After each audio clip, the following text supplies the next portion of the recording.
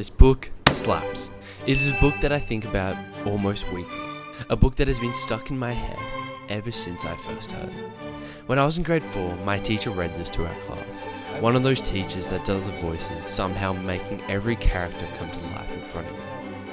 Ever since then, I have asked God above, why is this not a movie? For the majority out there, you've never heard of this book. You've probably heard of Dahl's other work like The Witches, Matilda, the BFG, the list goes on. But for some insane reason, this book gets no love. And I would argue it is this man at his absolute best. The book is very short, 210 pages short. It doesn't really have any structure. Instead, it is what Dahl considers his most memorable stories of his life. Only the vivid shit. Essentially, the book is pure storytelling. No character development, no romance, no themes, just good stories and even better characters. The book is completely focused on two parts of his life, Dahl's time in Africa and Dahl's time in the war. In particular, we get these three crazy stories. So how would I do it, you ask? I would of course keep the name Going Solo. The film would be a drama comedy that focuses on adventure, self-determination, and the meaning of life. While the book is amazing, I would definitely start the film with and maybe even followed with this is for one key reason. I need to add character development themes and a rough plot. Speaking of plot, the film would start on Dahl's boring and dreary life in England. A 22-year-old man who is seeking adventure and stories to tell for years. A man who has never felt like he belongs. Dahl takes a gamble and accepts a shell company's contract to spend 3 years living in Africa. He is then thrust into a world of war, spies, celebrities, and death. And somehow, through all this, the glass is always half full. The film would be structured similar to Shawshank Redemption. It would be split into 4 stories that contribute to the greater theme of adventure and survival. 3 adaptations that always come to mind when I visualize Going Solo is The Secret Life of Walter Mitty, Catch-22, and David Copperfield.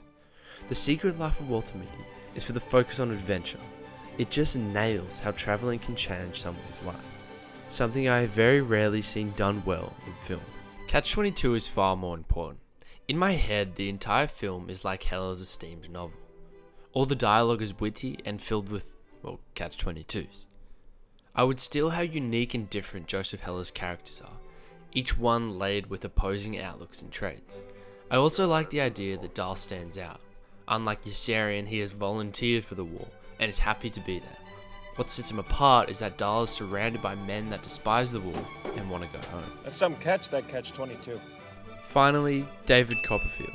I love how this book just drops in countless characters, each one repeatedly popping up with their own weird habits, interests, and dialogue. In Going Solo, I will include over 10 characters that keep appearing throughout the movie. I want this movie to bounce. Quick editing and good dialogue will enable a fast pace, except for the long shots. Throughout the film, I want long shots of the scenery because Dahl constantly pulls so much detail into the beautiful locations he saw, in particular Africa and Greece. So who am I going to get to do the music?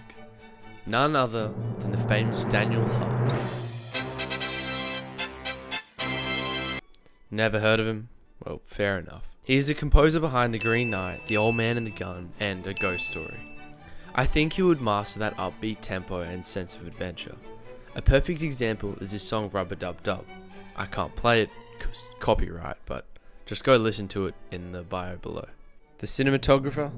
Well, if I can get anyone, I'm getting Roger Deakins, because I'm basic.